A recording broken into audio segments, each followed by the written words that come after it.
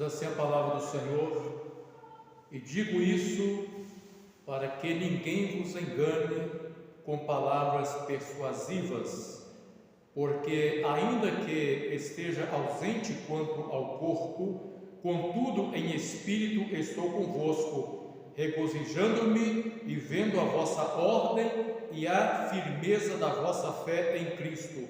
Como, pois, recebeste o Senhor Jesus Cristo, assim também andai nele, arraigados, edificados nele e confirmados na fé, assim como fostes ensinados, crescendo em ação de graças. Tende cuidado para que ninguém vos faça presa sua por meio de filosofias e vãs sutilezas, segundo a tradição dos homens, segundo os rudimentos do mundo e não segundo Cristo, porque nele habita corporalmente toda a plenitude da divindade. Estais perfeitos nele, que é a cabeça de todo principado e potestade, no qual também estais circuncidados com a circuncisão não feita por mão no despojo do corpo da carne, a circuncisão de Cristo. Até aí a palavra do nosso Deus. Te damos graças, ó Senhor, pela oportunidade de estarmos mais uma vez cultuando ao Senhor, reunidos, ó Deus, neste lugar, desfrutando, Senhor, da manifestação da graça do Senhor, através dos louvores cantados, agora através da tua santa palavra, que o teu Espírito Santo opere, Senhor, trazendo, Senhor Deus, ao nosso coração alimento, Senhor, agora, trazendo à nossa mente a compreensão, Senhor, da tua vontade. Assim oramos, em nome de Jesus. Amém. Os irmãos podem sentar. Meus irmãos, a palavra do Senhor para nós nessa noite tem como título da mensagem: Cristo, o mistério de Deus. Cristo, o mistério de Deus. Meus irmãos, a palavra mistério não é uma palavra exclusiva do cristianismo. A palavra mistério é uma palavra que é utilizada por diversas religiões, assim como outras palavras também são comuns a outras religiões. Então, quando nós ouvimos ou quando nós lemos sobre o mistério que Paulo está dizendo aqui, nós precisamos compreender que mistério é esse que Paulo está falando. Paulo, na verdade, está falando de um mistério ou de uma verdade que só se encontra por meio da revelação divina. Ou seja, o mistério que Paulo está falando não se alcança apenas pelo esforço humano, pelo intelecto, pela razão filosófica, mas é um mistério, é uma verdade que só se alcança pela revelação divina ou pela ação de Deus na vida do homem. E é exatamente esse mistério que Paulo vai aqui falar com a igreja e que Deus quer novamente trazer a nós nessa noite a memória do que é esse mistério. E quando Paulo faz menção no mistério aqui, nós precisamos entender que mistério é esse que Paulo está querendo dizer. Paulo está falando do mistério como aqueles que querem apresentar um tipo de mistério que é uma mensagem oculta que você alcança atrás da letra das Escrituras. Não. O mistério para Paulo não é isso. O mistério para Paulo não é algo atrás da letra, não é algo escondido atrás da letra. O mistério para Paulo se chama Cristo Jesus. Para Paulo, o mistério é exatamente Cristo, o mistério de Deus. Nós vamos ver, meus irmãos, que no versículo de número 2, Paulo vai falar a respeito desse mistério. E ele vai dizer assim que estejam unidos em amor, enriquecidos da plenitude da inteligência para o conhecimento do mistério de Deus. Aí nós temos na frente Cristo. Então, para Paulo, o mistério de Deus é Cristo. O mistério de Deus não é uma mensagem oculta atrás da letra, sagradas letras das Escrituras, porque as sagradas letras das Escrituras já nos trouxe a revelação do mistério que estava oculto aos olhos dos homens da antiga aliança e de muitos outros. E Paulo ainda, se nós recuarmos um pouquinho aqui no capítulo 1, no versículo de número 25, diz assim, ou seja, número 24: regozijo-me agora no que padeço por vós, e na minha carne cumpro o resto das aflições de Cristo, pelo seu corpo que é a igreja, da qual estou feito ministro, segundo a dispensação de Deus, que me foi concedida para convosco, para cumprir a palavra de Deus, o mistério que esteve oculto desde todos os séculos, em todas as gerações, e que agora foi manifesto aos seus santos, aos quais Deus quis fazer conhecer quais são as riquezas da glória desse mistério entre os gentios, Cristo em vós, esperança da glória. Então o mistério para Paulo já foi revelado aos santos.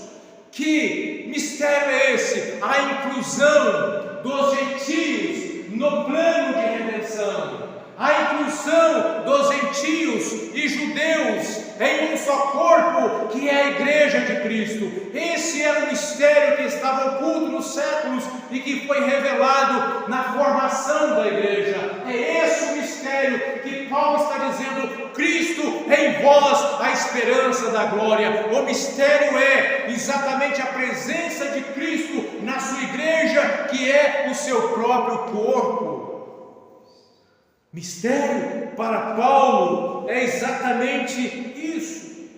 E aí, meus irmãos, nós vamos ver que esse mistério é a união de Cristo com o seu povo, e nessa união do homem com Cristo é onde Deus opera a justiça, e é onde Deus opera a salvação. Nada fora de Cristo. Não existe a justiça operante fora de Cristo. Não existe a salvação fora de Cristo. O mistério revelado se chama Cristo. No nome dele nós nos reunimos. Ao nome dele nós dobramos os nossos joelhos diante de Deus, certo de que somos atendidos pelo Pai, pelos méritos de Cristo. No nome dele nós cultuamos a Deus. Tudo está envolvido em Cristo. É isso que Paulo está aqui querendo dizer. A revelação do mistério deve trazer para a sua igreja a compreensão de que Cristo é suficiente. Se a igreja não compreender esse mistério, ela se perde em meio a tantas vozes estranhas que ecoam por toda parte. Cristo é suficiente. A igreja precisa entender que há uma suficiência em Cristo, e ele vai demonstrar isso no capítulo 2, a partir dos versículos de 8 ao 15, que Cristo é suficiente, que tudo se converge para Ele e nele. Aliás, o mundo existe por causa dele, por ele e para ele são todas as coisas. Então nós precisamos estar atento a essa compreensão. Paulo aqui está preocupado com a igreja e com o risco com que a igreja estava correndo naqueles dias de ser confundida por alguns ensinos de heresias que estavam ali infiltrando no meio da vida de muitos cristãos. Então Paulo está preocupado com os ensinos estranhos, com as heresias, e é exatamente essa a preocupação de Paulo quando ele escreve essas coisas para fortalecer a igreja do Senhor naqueles dias. Meus irmãos, eu quero dizer para os irmãos que quando nós olhamos o que está acontecendo à nossa volta, nós estamos vivendo um momento muito delicado. As guerras que estão acontecendo nos nossos dias, guerras, rumores de guerras, com possibilidade de se tornar uma terceira guerra mundial. Por outro lado, nós vemos também a natureza, os fenômenos naturais também sofrendo algum tipo de mutações, de situações que vão acontecendo, que traz preocupação para a vida do homem. Mas não é só isso.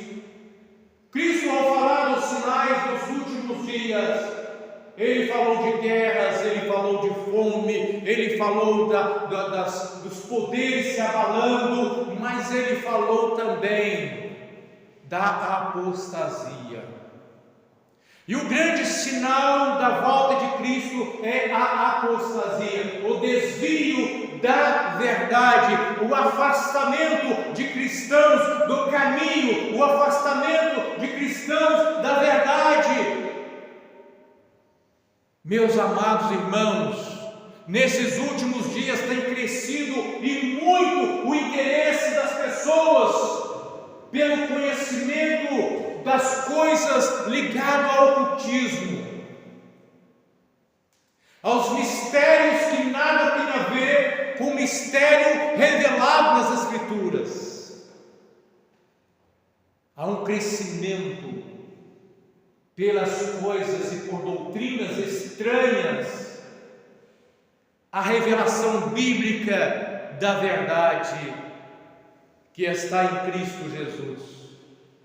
E a igreja precisa estar atenta com relação aos riscos que nós corremos como igreja. As vozes estranhas ecoam de todas as partes e de todas as formas. Filosofias sendo propagadas, influenciando pensamentos de muitos cristãos que já não mais conseguem olhar para o texto bíblico como uma verdade absoluta e começa então a questionar a verdade bíblica, começa a abrir espaço para novos ensinos, para novas influências. E nós vemos uma desagregação da igreja de Cristo nesses últimos dias, o povo se afastando das comunidades, das congregações, vozes estranhas que tentam diluir a fé, que tentam romper essa comunhão, romper essa união que o povo do Senhor vive como igreja de Cristo. E é exatamente nesse momento que nós precisamos saber se nós estamos prontos para vencermos as lutas dessa última hora. Paulo compreende que por trás dos ensinos dos falsos mestres existe um ardil do adversário das nossas almas. E que de uma forma muito sutil, com palavras que encantam muitas das vezes, sedutoras, o inimigo tem usado os falsos mestres para semear no meio da igreja heresias, para diluir a fé, para enfraquecer a fé dos cristãos. E é exatamente por isso que Paulo ele vai dizer no início do capítulo 2, ele diz assim: porque quero que saibais o quão grande combate tenho por vós. Paulo está dizendo que ele está combatendo, é uma força espiritual que está agindo por trás dos falsos mestres para atingir a igreja, para perturbar a igreja. E ele então agora, ele combate, levando a mensagem da verdade e ao mesmo tempo em oração pela igreja, para que haja operação poderosa de Deus para fortalecer a igreja do Senhor. E nessa hora, como igreja, nós precisamos nos fortalecer no conhecimento da verdade e na oração uns pelos outros, para que possamos vencer os ardis do inimigo que tenta contra a igreja do Senhor nessa hora.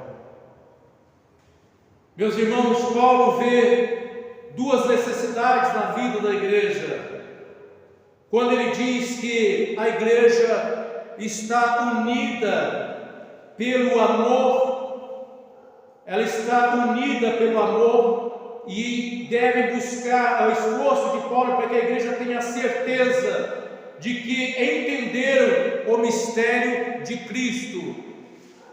Algumas versões um pouco mais claras, nessa versão aqui revista e corrigida, diz assim: que a luta de Paulo é para que os seus corações sejam consolados, estejam unidos em amor, enriquecidos em plenitude de inteligência, para conhecimento do mistério de Cristo. Então nós vemos duas coisas que Paulo vê como necessidade para fortalecer a igreja: união em amor, unidos em amor, mas não somente unidos em amor, fortalecidos também no conhecimento.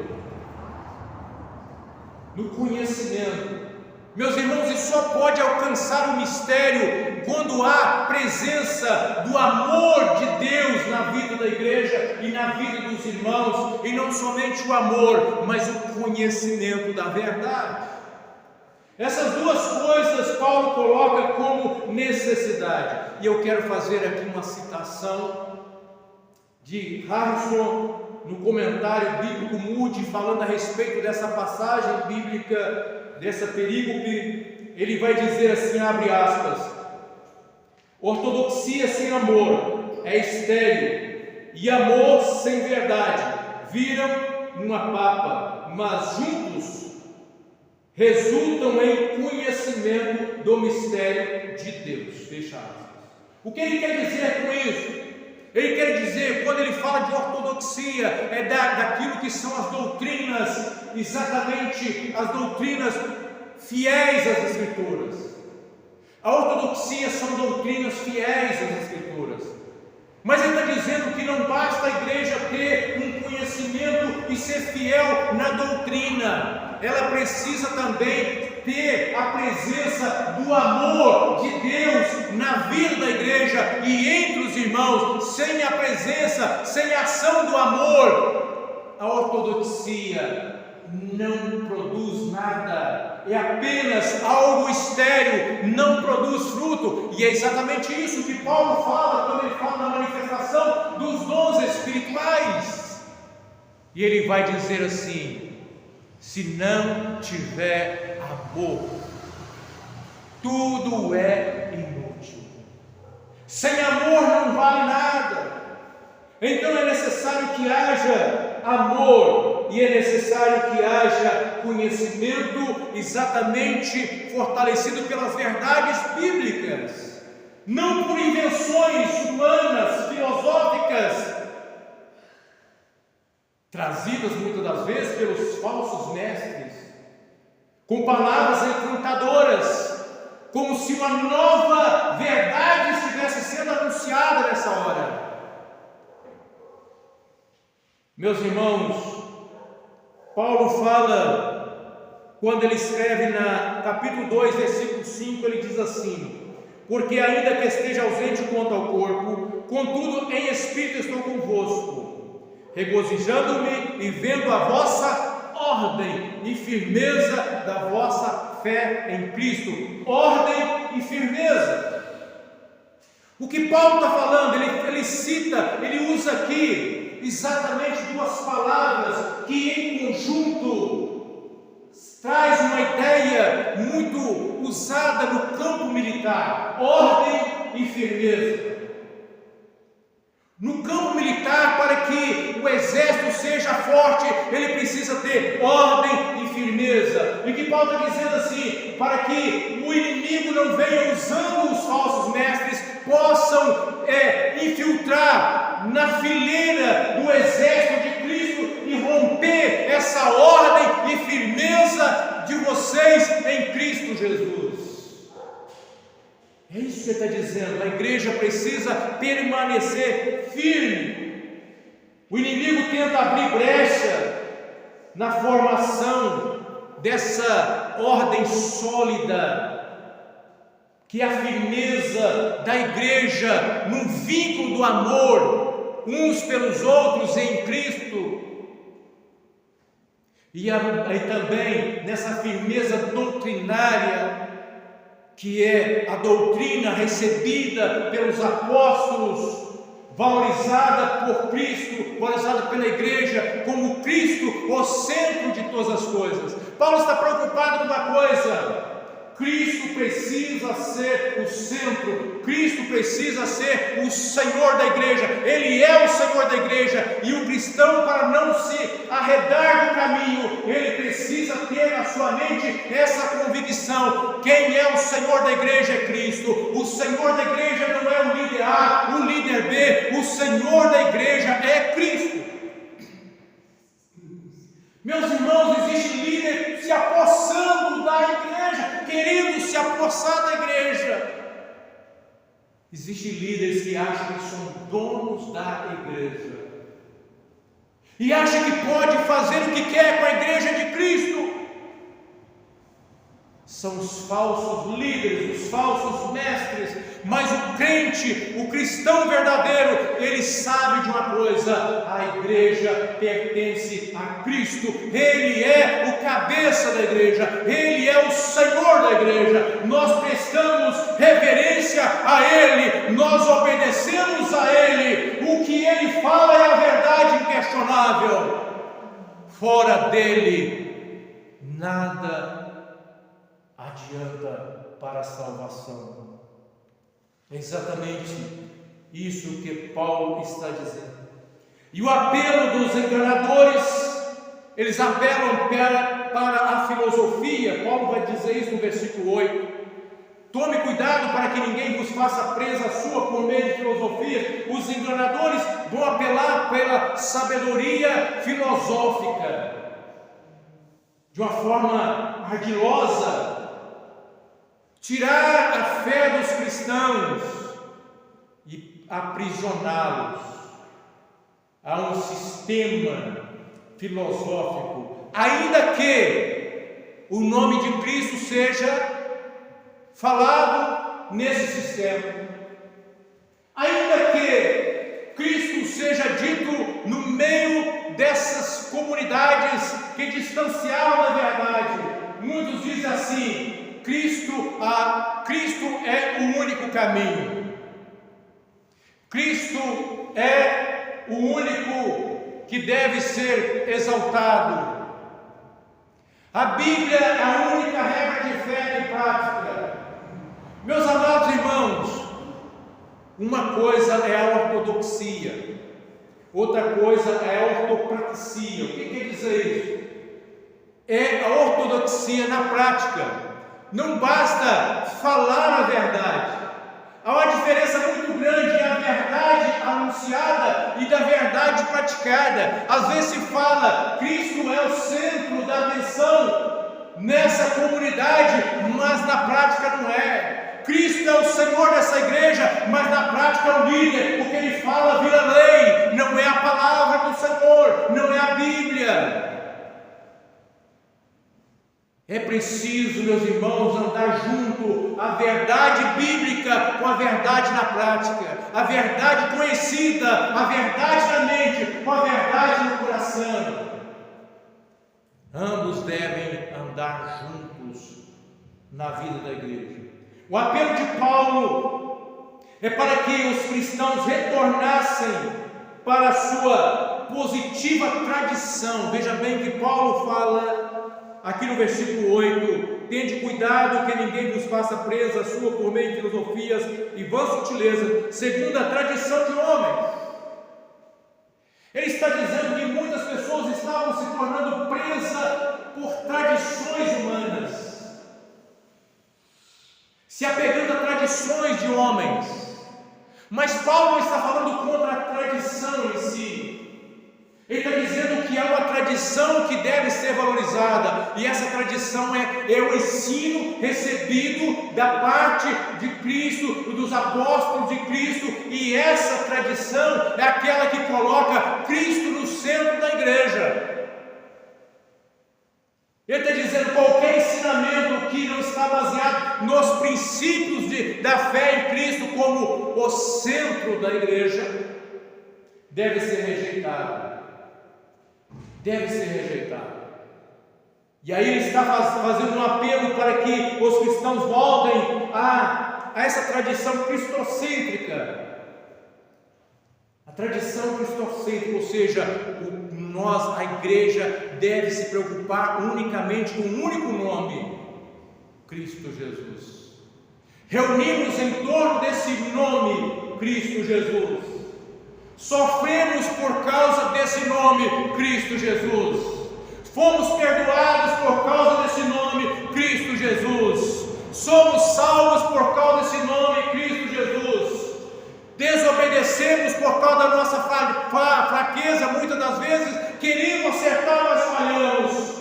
Mas somos salvos pela obediência desse nome, Cristo Jesus. Por causa da desobediência de um homem, nós nos tornamos perdidos, ficamos debaixo de maldição por causa da desobediência de um homem. Nós estamos estudando isso, mas por causa da obediência desse nome que é Cristo, nós somos salvos e a graça de Deus nos alcança.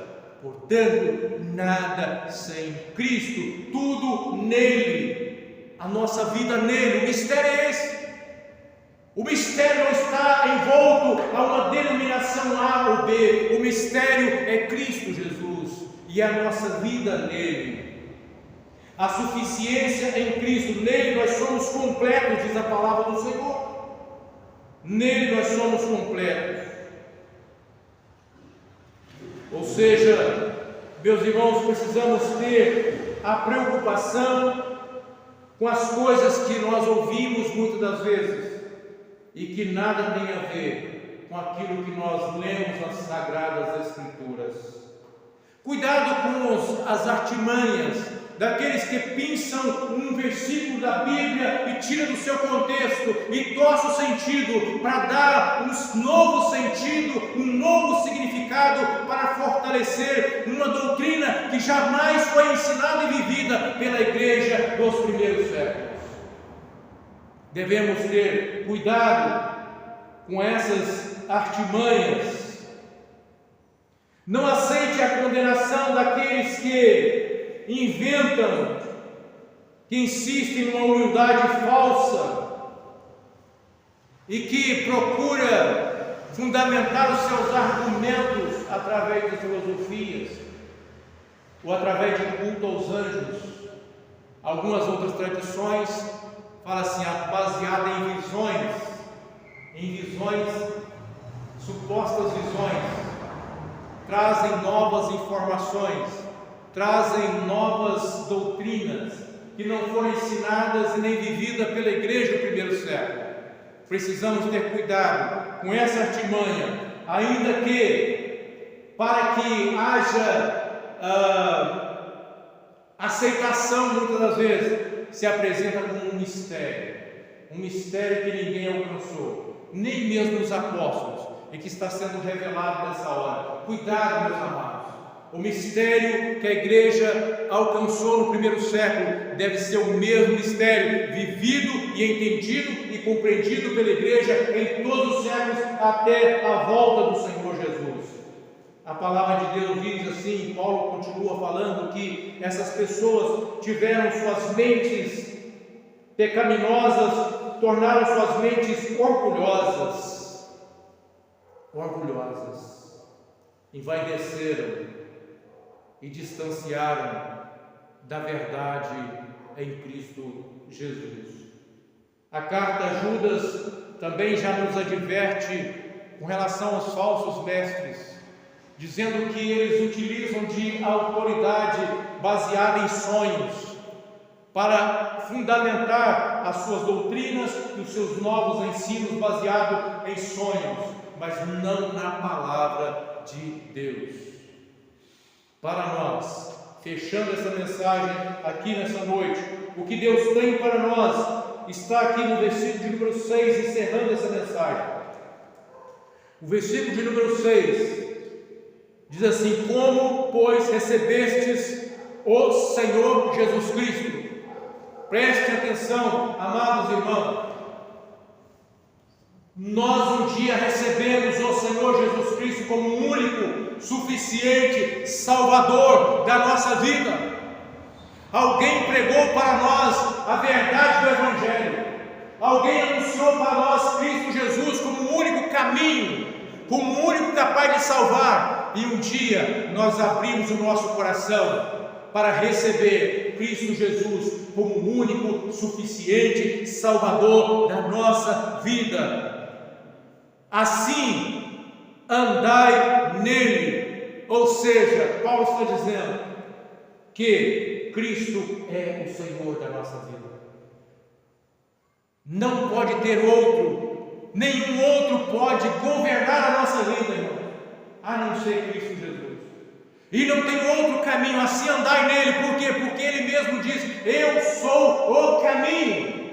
Não sou um caminho, eu sou o caminho. Não sou um dos caminhos possíveis das diversas religiões. Eu sou o caminho para todo homem que quer ser salvo, o caminho para todo homem que quer morar com Deus eternamente. O caminho para todo homem se chama Jesus Cristo, o homem. O único mediador entre Deus e os homens é Jesus Cristo, o homem. Então, eu sou o caminho. Andai nesse caminho. Esse caminho é um caminho estreito. Não é um caminho largo, é um caminho estreito. Mas feliz aquele que aceitou caminhar por ele, porque aquele que anda por ele não será frustrado, mas alcançará no fim do caminho a vida eterna, o desfrute eterno, de gozo eterno com Deus. Portanto, andar no caminho estreito deve ser a posição daqueles que querem viver uma vida vitoriosa. Não dê ouvido aos falsos mestres que já estão aqui querendo adaptar a Bíblia a novas realidades culturais.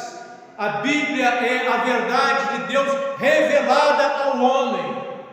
A revelação que o homem precisa, que a igreja precisa, a revelação que o homem precisa é a que está registrada nas Escrituras. E aí ele vai dizer assim: arraigados, edificados nele, ou seja, Cristo é o fundamento da nossa fé. Se a minha fé está firmada em Cristo, eu não tenho que temer aquilo que os homens falam. Eu não preciso temer a condenação de homem algum. Ele vai dizer aqui, Paulo, você não esteja preocupados com que não aceite condenação daqueles que querem condenar vocês. Naquela época vai dizer assim: alguns estão condenando porque vocês não estão comendo isso, não estão bebendo isso, não estão guardando os dias santos, não estão guardando os sábados. Não aceite essas condenações. Por quê? Porque o Evangelho está em Cristo, e tudo aquilo que a lei do antigo pacto registrava, apontava para uma realidade, era a sombra que apontava para a realidade que é Cristo Jesus. Nós estamos na realidade e não mais na sombra. E se nós não estamos mais na sombra, não devemos aceitar a acusação de quem quer andar na sombra, porque a luz de Cristo Jesus raiou no nosso coração e no nosso entendimento para nos dar a certeza de que nele nós estamos garantidos eternamente. Louvado seja o nome do Senhor. Portanto, ande nele, firme a fé em Cristo Jesus, e assim nós seremos mais do que vencedores. Louvado seja o nome do Senhor. Vamos estar cantando mais um louvor.